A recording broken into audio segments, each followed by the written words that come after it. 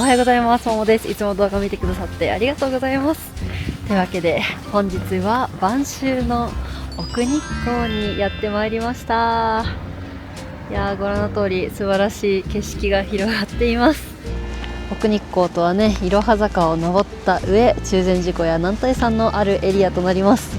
そして今回はここ歌ヶ浜駐車場から男体山を正面に望む山、社山へ登っていきたいと思います。社山まではここ歌ヶ浜駐車場から往復6時間程度、距離が12キロ程度とやや長いのですが、標高差は800ちょっとと、比較的歩きやすい登山道になっています。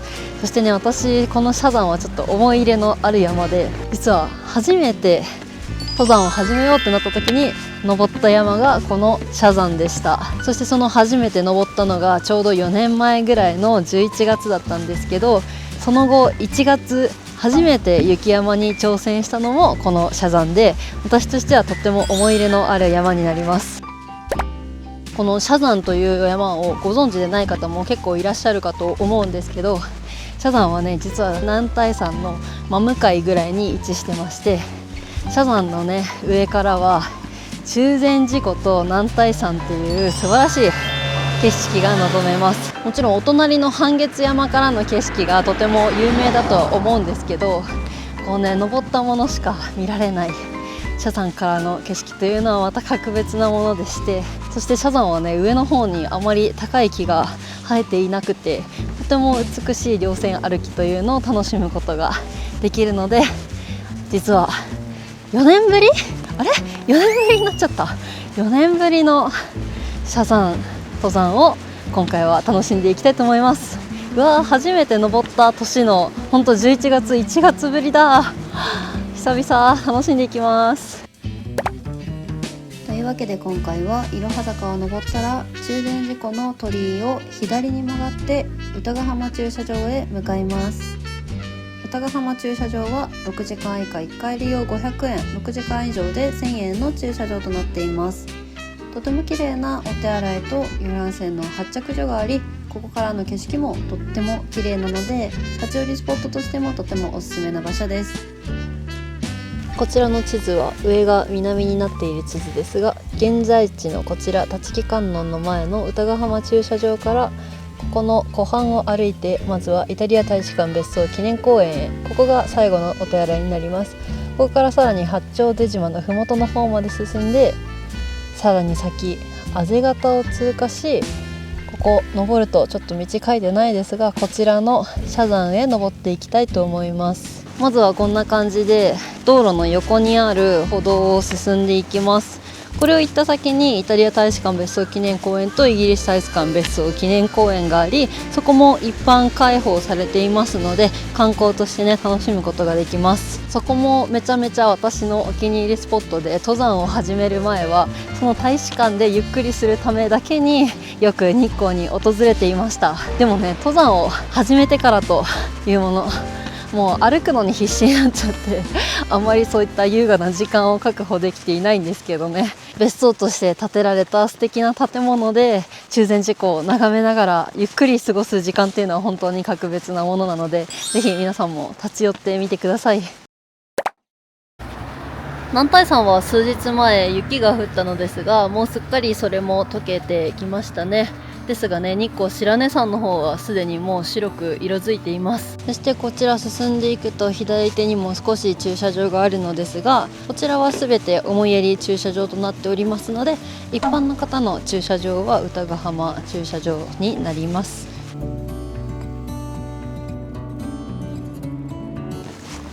まずはイギリス大使館別荘記念公園、早速素晴らしい紅葉の景色が広がっています。わー、綺麗。いや、ほんと大使館別荘記念公園、ここは観光の方にも訪れてもらいたい場所ですね。ぜひぜひ。うわー、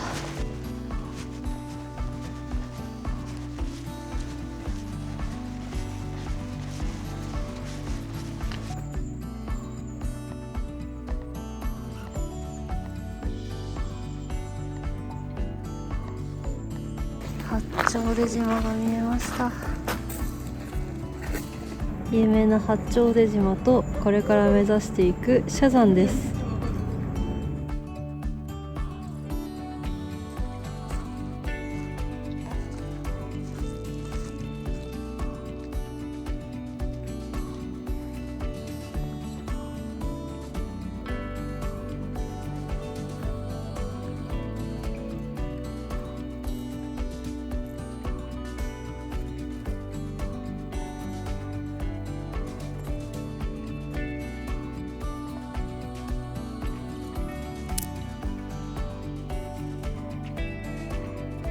そしてお隣イタリア大使館別荘記念公園を進んでいきます。いや、この辺り本当お散歩するだけでもとっても秋を感じられますね。イギリス大使館の前を通ってここに来ました。これから先イタリア大使館別荘記念公園があります。ここに公衆トイレがあるのですが、社山半月山方面に登山行く方の最後のお手洗いがこちらになります。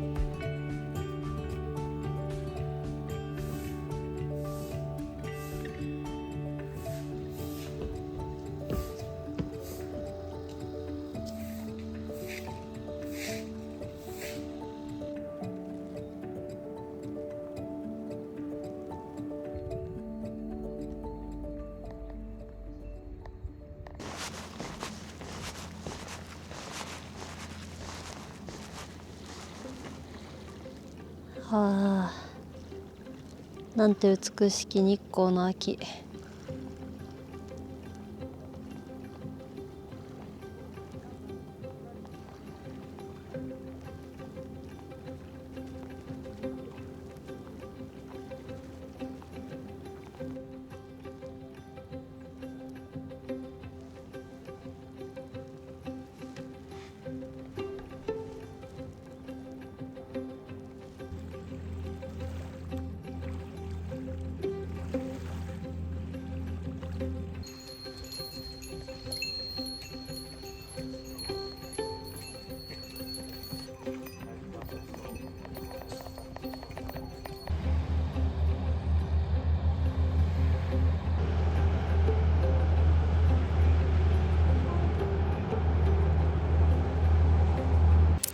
お、ついに建物ができてる。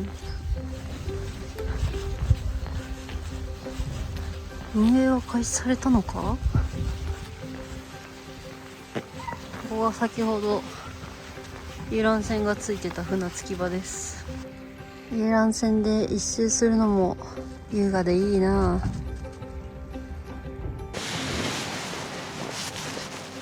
カヤックも優雅でいいな。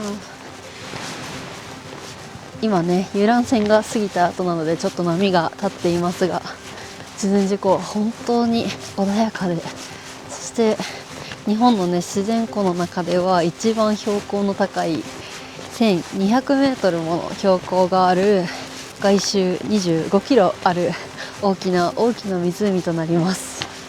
そしてイタリア大使館別荘記念公園を過ぎて、道のりはさらに湖畔沿いを進んでいきます。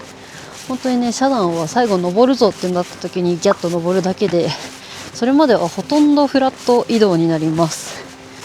なのでね、全体のうち何キロぐらいだろう、結構な距離がほぼフラットの移動になってきます。途中ね、あぜ型など湖畔の浜に出るようなタイミングもあるので、ゆっくりそんな景色を楽しみながら歩いていきたいと思います。歩き進めていくと、私が最も羨ましい別荘たちが出てきます。いや、湖畔に別荘を持つっていうのが一番憧れじゃないですか。なんか一説によると、お金持ちの皆さんが最終的に行き着くのは湖畔だみたいなの話を聞いたことがあるんですけど、いや、もう私もね、そんな好きに家を建てる場所を選べるなら、こんな中禅寺湖の湖畔に家を建ててみたいものですね。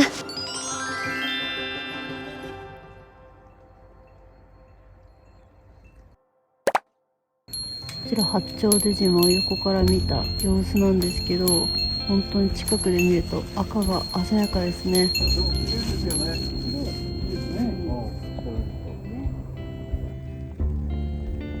こんなに羨ましいことはないよ。そして舗装もここまでになります。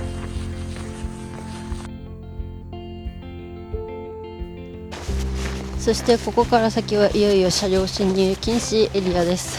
国立公園のためもちろんキャンプも禁止です。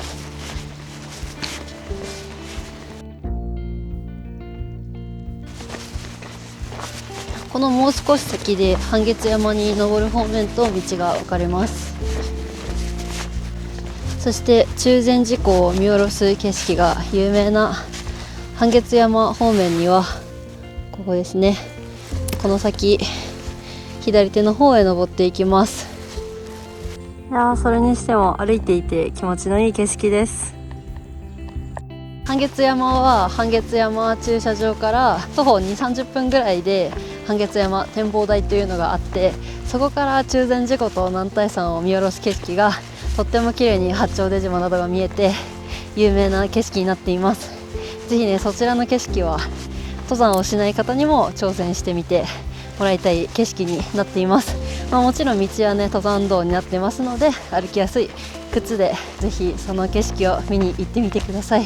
そして道はこんな感じで落ち葉が敷き詰められた秋らしいトレイルになっています。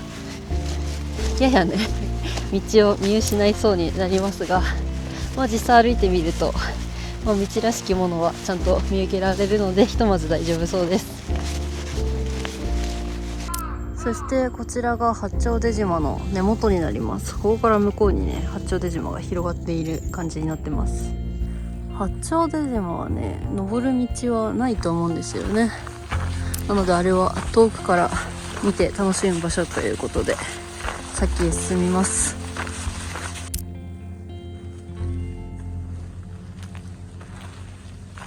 浜の方に降りてみました。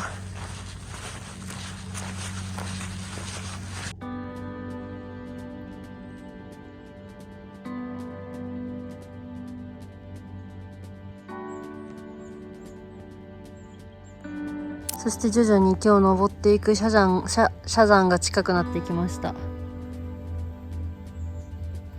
奥に見える三角が斜山です。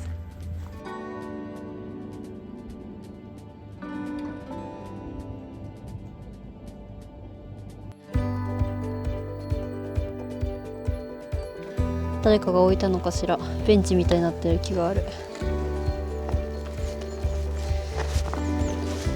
そして浜を歩きたくなってしまったので浜沿いを進んでいる。やっぱりね遠くから見るとちょっと色がぼやけちゃうんですけど、近くに来るとこうやってすごい色が鮮やかなのが分かりますね。山肌がとっても綺麗に色づいてます。そしていよいよ畔方に来ました。ここまで来ると斜山の登り始めの場所がもう間もなくです。もう少しでね分岐したら今度は斜山を目指していく方面の道に進んでいきます。中禅寺湖一周トレイルの時はこの右手を進んでひたすら南岸をね歩いていったわけですけど、今回はもう浜とはおさらば、ここからいよいよ登り進めていきます。そちらの分岐を左方面畔方峠にまずは向かいます。ここから約600メートルです。気温は相変わらず低いんですけど、日差しがあるのでとても穏やかな秋の山歩きを楽しめています。でもどうしても私もすでにお腹が減ってきちゃうんだよな。歩いてるし仕方ないってことにしてちょこちょこつまみながら歩いております。中禅寺湖一周トレイルを去年やったので浜の方は歩いているんですけど、こっちの斜山へ向かう方の道は本当に久々、4年くらい前に登ったぶりなので、もうちょっとどんな道だったのかなっていうのを少し忘れかかってますね。なので今回は新鮮な気持ちで登れそうです。しかも最後に登ったのが真冬のドカ雪降った後だったんで全然景色が違うんですよね。久々だ。先ほどまでは本当にほぼ平坦な移動だったんですけど、ここでついに上りが始まりましたね。でもね、とりあえずまだ急な傾斜ではないので、とても歩きやすい道になってます。はい、そして徐々に上りがしっかり出てきましたね。今日はカラッとしてるので比較的歩きやすいんですけど、雨の次の日なんかはね、この時期落ち葉が濡れていて滑りやすくなる危険性があるかなと思います。今日はね、かなり乾燥していて、落ち葉を踏むとパリパリとした音が鳴りますね。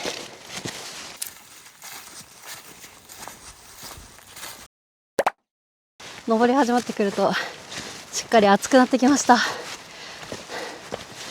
っぱりね、この時期は特にしっかり脱ぎ着をできる格好にすること、あと遊びでしないようにインナーはね、ちゃんと山に適した乾きやすいものをね、おすすめしますね。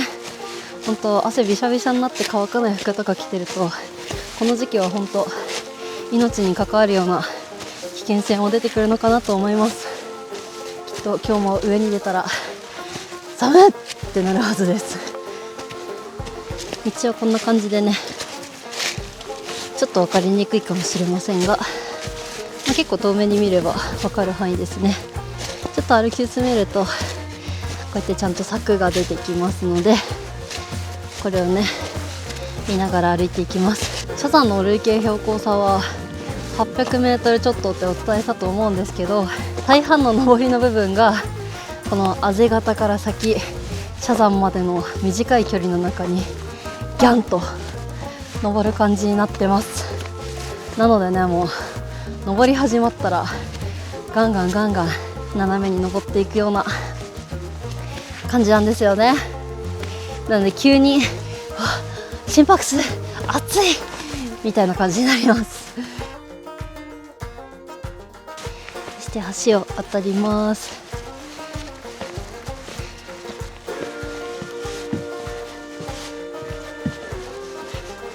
そして階段、しっかり登山になってきた。し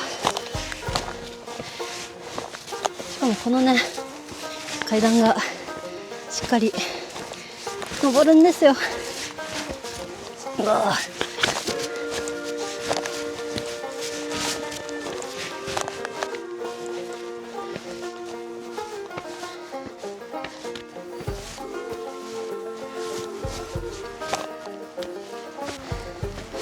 徐々に高さが出てきた。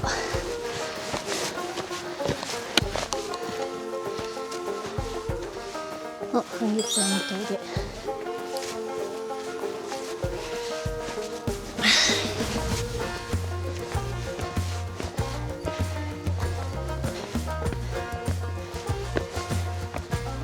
こんにちは。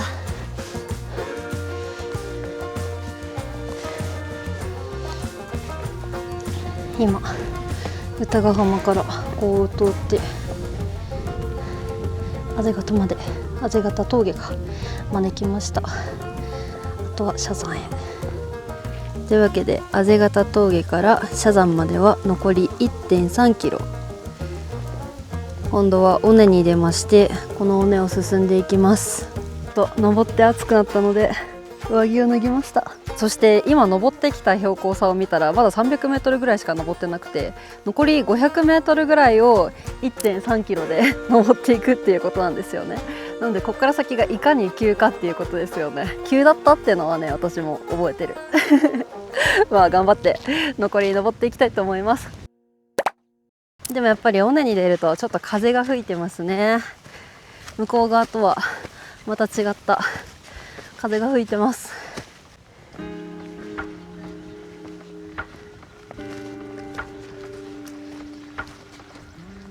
お、見えてきた。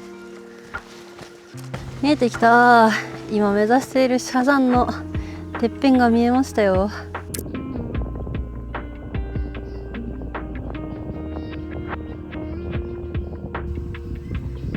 いやー、とても秋。なんだか奥にもすごい山肌が黄色くなっていそうな山がありますね。あれなんだろう。なんかちょっと険しい道もあるんですけど、右が通れそうなのでそっちで行きます。かずら折りになっている山肌を進みます。結構急です、登ると。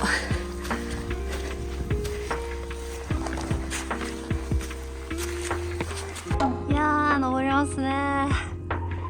いやでも登山をしない人からしたら、登山する人って不思議なんだろうな。私も数年前までは遊覧船に乗って紅葉を見られれば満足だったはずなのに、こう登り始まってしまったら登らざるを得ない人間になってしまっている。不思議だ。それにしても急だな。ちょっと伝わるか分かんないんですけど、結構常に傾斜があるので見た目以上に足にきますね。いやでも本当普通の登山道だったら結構もっとなだらかにトラバースすると思うんですけど、伝わりますかね。この短い距離でしっかり登っていく感じ、いいトレーニングになりそうです。サザンに初めて登ったのは2021年の11月23日。友達がね、ももかちゃん登山したいって言ってくれたのをきっかけに、登山かみたいな若干思いつつ、弟がねすでに先に登山を始めてたので、弟を誘って登ったのが一番最初でした。その時にね、弟に提案されたのが今登っているサザンだったんですけど、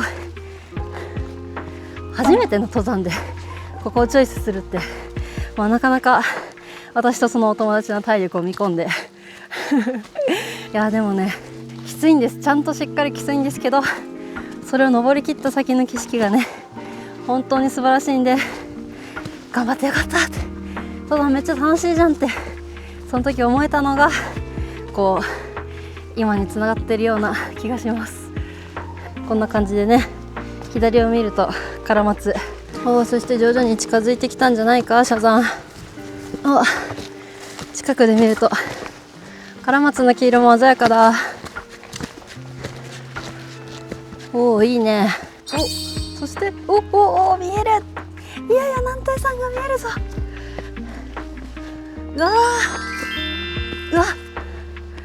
うわすごい。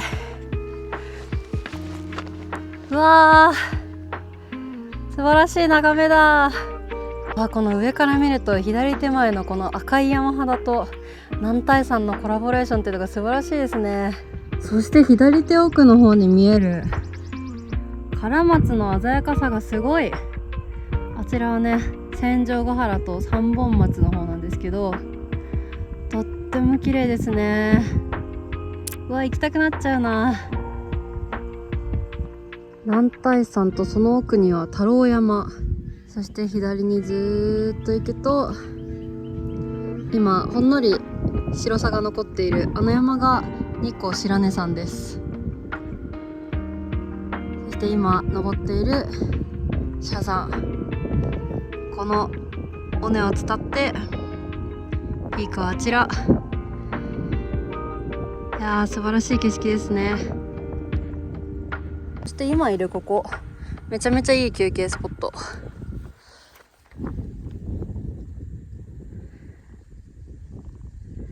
でも早く上に行きたくなっちゃったので先へ進みます。そして八丁でね、歌ヶ浜の方まで見渡せるようになりましたね。楽しいな、やっぱ登れば登るほど見える範囲が広がっていくっていうのが登山の楽しさの一つですね。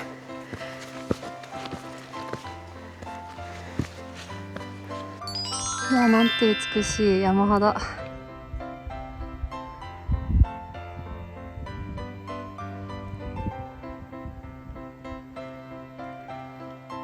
いい時に来たな。月山からね、峰渡りで来る方もいらっしゃいますけど、そのルートで歩くのもいいですよね。近寄れば近寄るほど黄色い。もうちょっとかな。もうちょっとがだいぶ登りそうだな。いや、私の代謝がいいのか、暑いぜ。いやでもいいですね。こうして運動をして暑くなって汗をかくというのはやっぱ定期的に必要だ。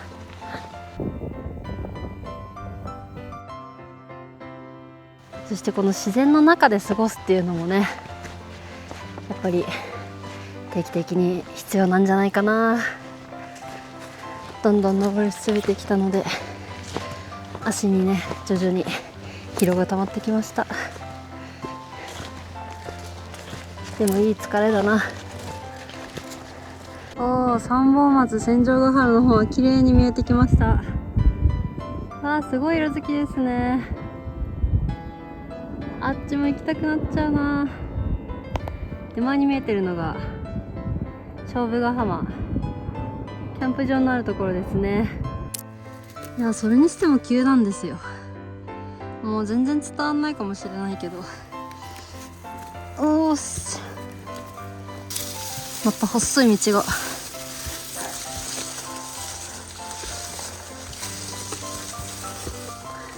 しかも泥で滑る。いやでも振り返った景色がすごいぞ。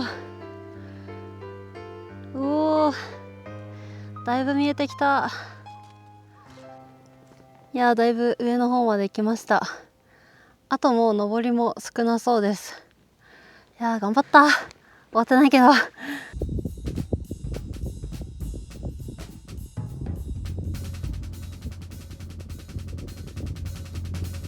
そして今日は奥に筑波山も見えますね。いやでもこの時期の登山はいいですね。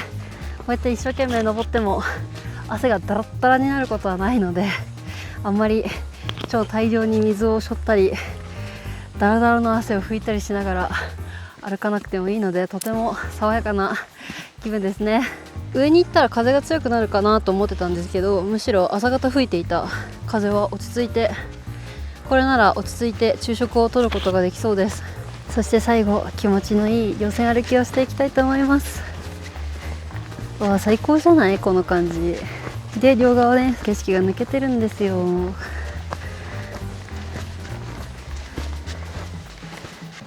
素晴らしい。歩いてきた道を振り返るとこんな感じ。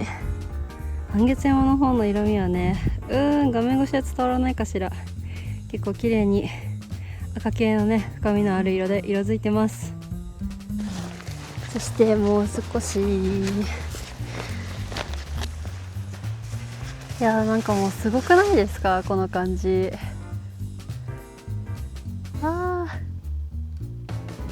このアングルで男体山見ることなかなかないでしょう。いやーすごいな。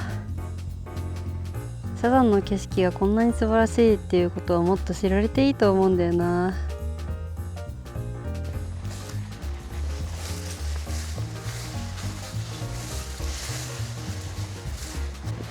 もうそろそろだ。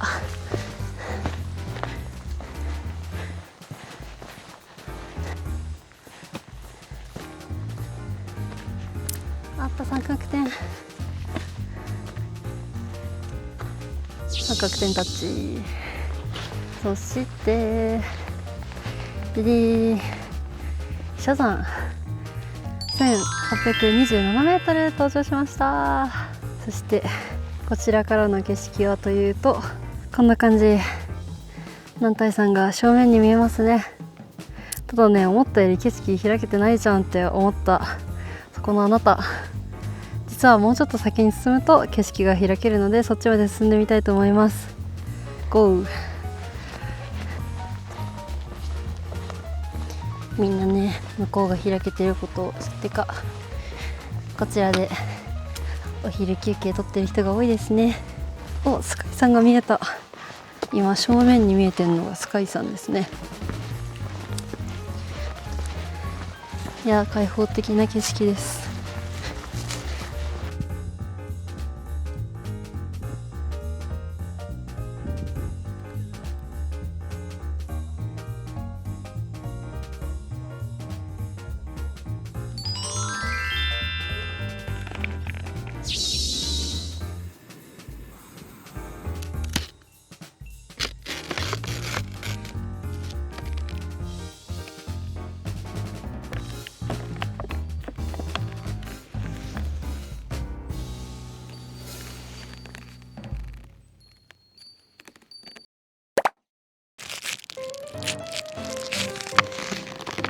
とこちら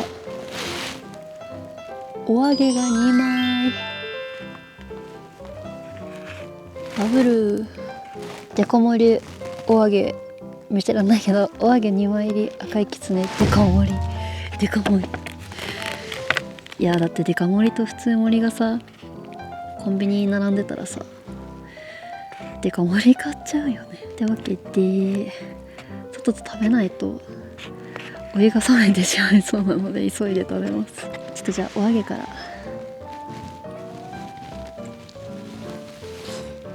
うんうん、うまっ。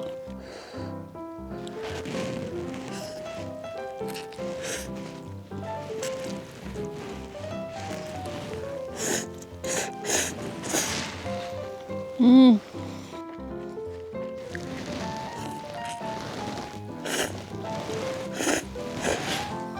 や何ですかね、この達成感とこの素晴らしく開けた景色と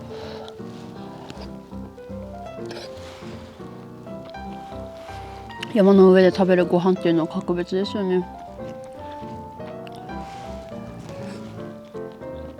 気温も思ったより寒くなくて、今やっぱりこれからの時期に登るならね 2000m 以下、まあなんならもっと低い低山とかがね登りやすい季節になりましたね。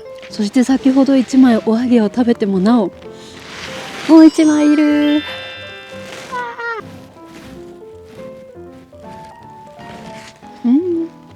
幸せ増量キャンペーン。初めて謝山に来た時は友達が煮るラーメンと餃子を持ってきてくれて、なんならチーズ餃子にしちゃったりして、そういうのもすっごい楽しかったんですよね。それのおかげもあってめっちゃ楽しいっていう思い出が謝山にはね残ってたんですけど、改めて登ってもいいお山でしたね。あとはそうやって友達とワイワイ登るのもちょっと恋しくなりました。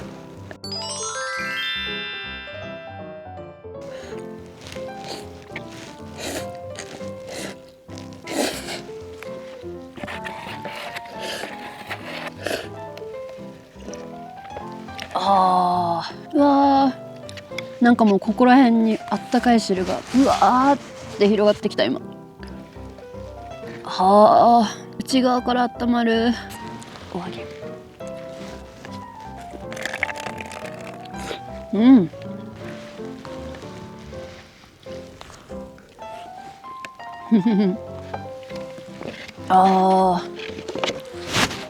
ごちそうさまでした。最高でした。というわけでお腹いっぱいになりましたところで、いっぱいかと言われるといっぱいじゃないけど帰路に着きたいと思います。ここから先もね道はあるんですけど、そちらはねまだ挑戦したことがないです。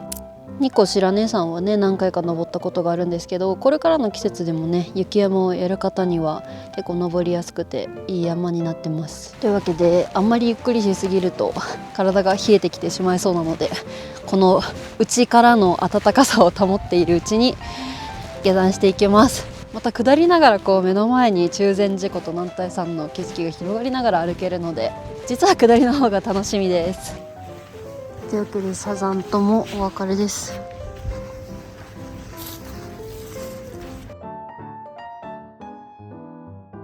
登山っていうのはね結構なんか登りがメインに思われがちですが、こう下りの眼下に素晴らしい景色を見下ろしながら歩いていく時間というのも私とても好きですね。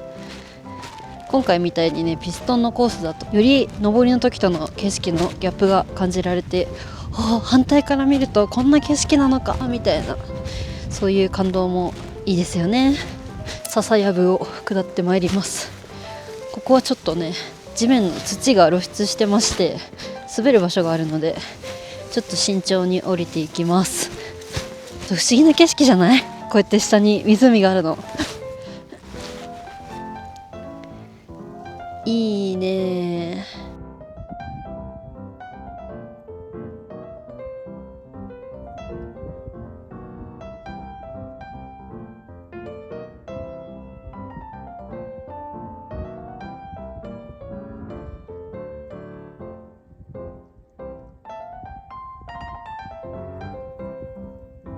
中禅寺湖をねこう上から見れるって貴重ですよね。初めてね謝山登った時それにめちゃめちゃ感動したんですよ。中禅寺湖ってだいたい湖畔から眺めるからこうフラットな状態しか通常知らないじゃないですか。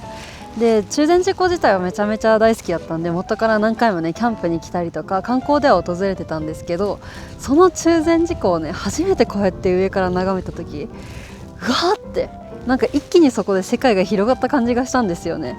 山に登るとこんなに広い世界が見えるのかみたいな、なんかそれもあって山に登るとこう急に世界の解像度が上がるというか、平面でしか見えてなかったものがこう立体になってくるっていうのがめちゃめちゃ感動して、そこからね登山にはまってずっと登り続けているような気がします。こう真横からしか眺めたことがなかった中禅寺湖、そしてねもう山は眺めるものだと思って麓からしか見たことがなかった男体山っていうのがこう上から眺めるとこういう風に見えるのかっていうね、一気に世界広がった感じがしますよね。もともと出歩くこと自体は大好きだったんで、かなりいろいろな観光スポットとかお花畑とかキャンプ場とか行ってたんですけど、それもねこう限界があるじゃないですか。その中で急にこう立体っていう世界が広がって、でしかも謝山はその登山始めた11月にこう秋の晩秋のもう冬に入りますよっていう空気の澄んだ綺麗な男体山と中禅寺湖っていうのを眺めて、そしてその年が明けた1月の終わりか2月の頭ぐらいですかね、今度降雪があって雪が降ったボフボフの真っ白と青だけの世界みたいな謝山に登って、数ヶ月前と全然景色が違うみたいな。同じ山だとしても季節とか天候によって全く見え方が違ってきて、一度たりとも同じ時はないんだってことで、もう山の世界にどっぷりハマっちゃいますよね。そんなの私は実は都会は無理、自然のあるところじゃなきゃみたいなタイプではなくて、友達とディズニーランドに行ったり東京に遊びに行ったりっていうのも大好きだったんですけど、登山を始めてみたらこう自分の足でしかたどり着けない場所だったり、あとは本当絶対に同じ条件で山に登れるってことはないんですよ。そういった今回はどんな景色が見られるんだろうっていうワクワク感とね、そういったところが私にドハマりして登山を始めてね、いよいよ11月23日で丸4年が経とうとしていますが、この4年間でもう相当登りまくってきたのはそういう理由でね、山の世界にはまってしまったからなのであります。この 2000m 以下の山でこういった稜線歩きが楽しめて、それでかつこうやって湖の景色も楽しめるっていうなかなかない山なんじゃないですかね。いやこの青い湖に飛び込んでいく感、これ今の時期も十分すごいんですけど、これ冬になるとよりこの山肌がもう真っ白になって湖が真っ青に見えるんで、よりねなんじゃこらっていう景色になります。いやでも今の時期も本当に綺麗だな。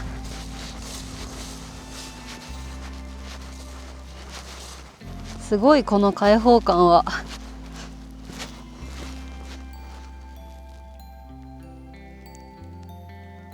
おー、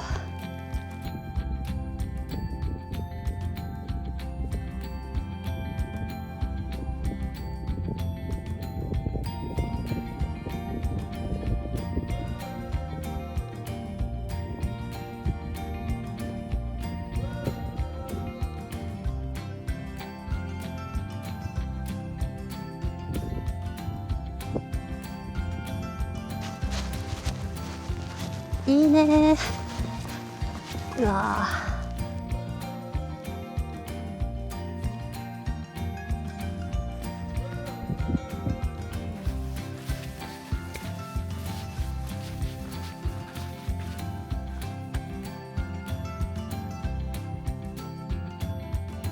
いやそしてここからまたちょっと右の方を歩いていく感じになります。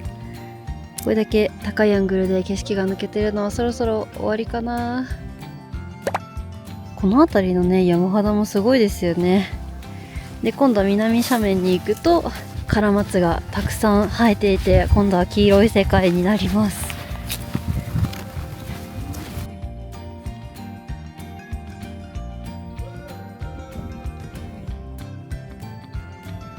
いや登りがきつかっただけに下りとなるとあっという間ですね。お、半月山峠の分岐が見えてきました。いやー、これでだいたい下ったと言っても過言ではないあとは阿瀬方まで600メートル下っていきます。ここからは階段になっているので一歩一歩降ります。すごいね、奥にうっすら男体山が見えてますね。それにしても私の足音しかしない世界、日光にはね、本物の静けさがある気がする。中禅寺湖はね、こう一周あるうちの北側っていうのはずっと道路が横を通っているので結構車の音がするんですよね。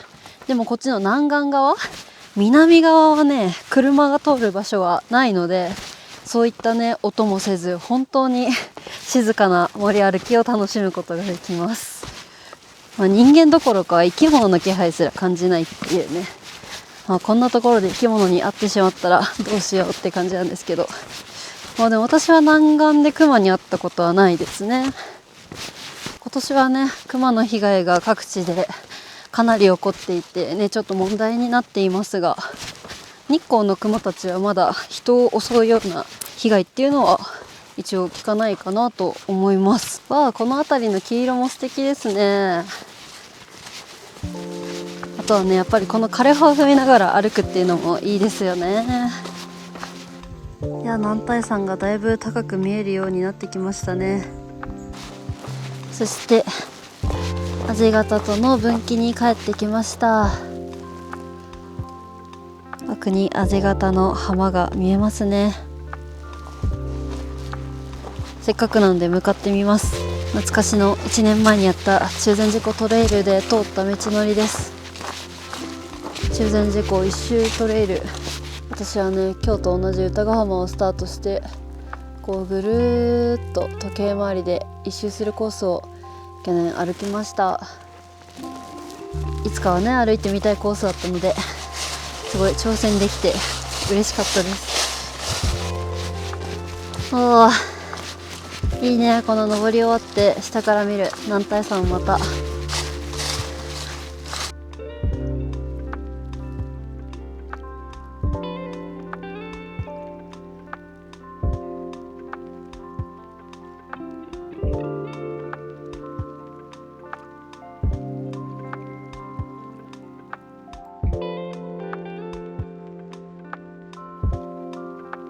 一昨年ぐらいかな、1回斜山登ろうとしたことがあったんですけど、その時はね、もうここのあぜ型の景色に満足しちゃって、ここでお茶して帰ったなんていう日もありますねでも登山ってそれでいいんじゃないかなって思いますね。無理してピークを目指さなくても、自分がね過ごしたい場所、景色で思う存分時間を過ごすことができれば、無理に登らなくてもね、とってもいい時間が過ごせるんじゃないかなって思ってます。中禅寺湖周辺なんか特にね、ピークを踏むことを目的にしなくてもゆったり過ごせるいい場所が本当にたくさんあるんで、もう本当何もしないっていうのをしに、ぜひ日光に訪れる人が増えたらいいなっていうふうに思ってます。しかし今日は八丁出島の色づきがとても綺麗だったので、イタリア大使館別荘記念公園まで戻って、そこの外のベンチでちょっとコーヒーを入れてお茶して帰ろうかなって思ってます。なんでね、そこまでは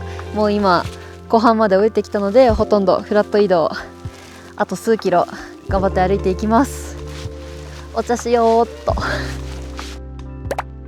それでは分岐からまたこちらの道を通って帰っていきます。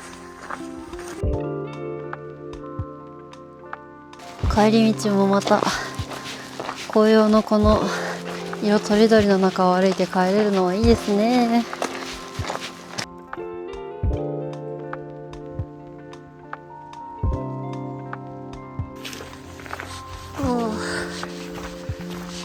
ここまで帰ってきました。今日はあそこに登ってきたわけですね。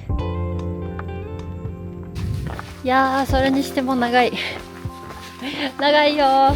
今日歩いた距離もう少しで10キロになろうとしてます。長いんだな。この終盤に再び舗装路を歩くっていうのは結構足にきますね。この最後が細路なんですよ。この疲れ切った足に細路効くよね。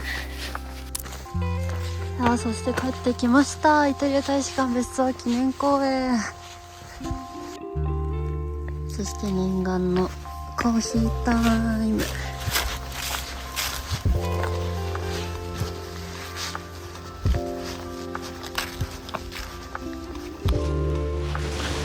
はい、というわけで帰ってきました。お疲れ様です。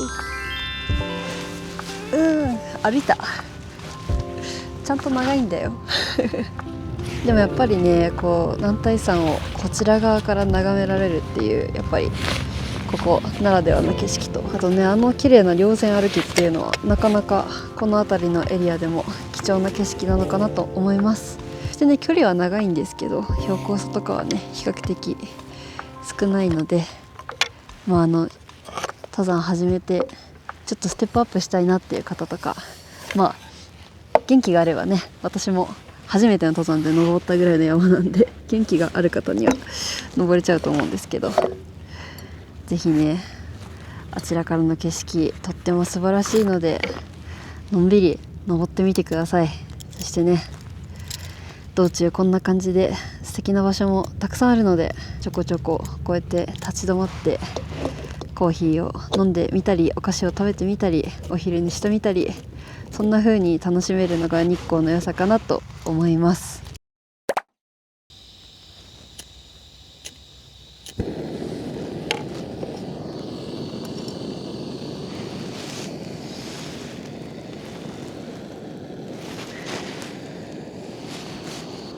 本当はね、この建物の中でも、イギリス大使館別荘記念公園の方でも中でね、お茶することもできるんですけど、そういった優雅さはもっと大人になった時の楽しみにとっておきます。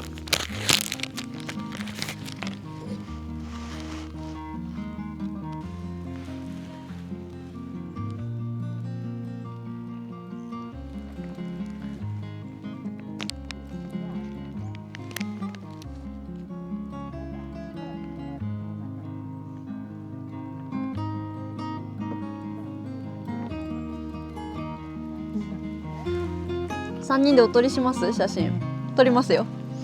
はいはい、撮ります。はい、チーズ。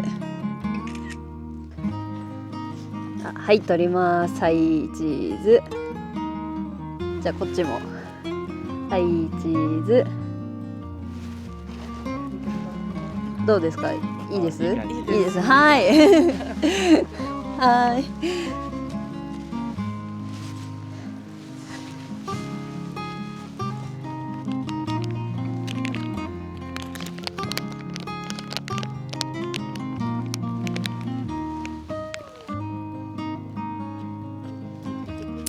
オッケー。私？あ、オッケー。あ、じゃあこのまま。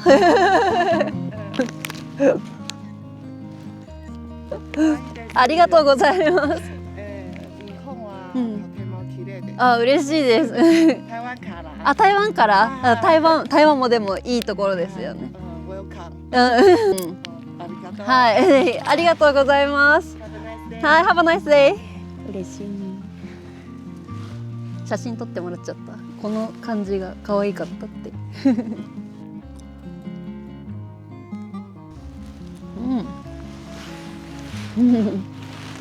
良い一日でした。じゃあここから歌ヶ浜駐車場に戻って帰りたいと思います。また次の動画でお会いしましょう。またね。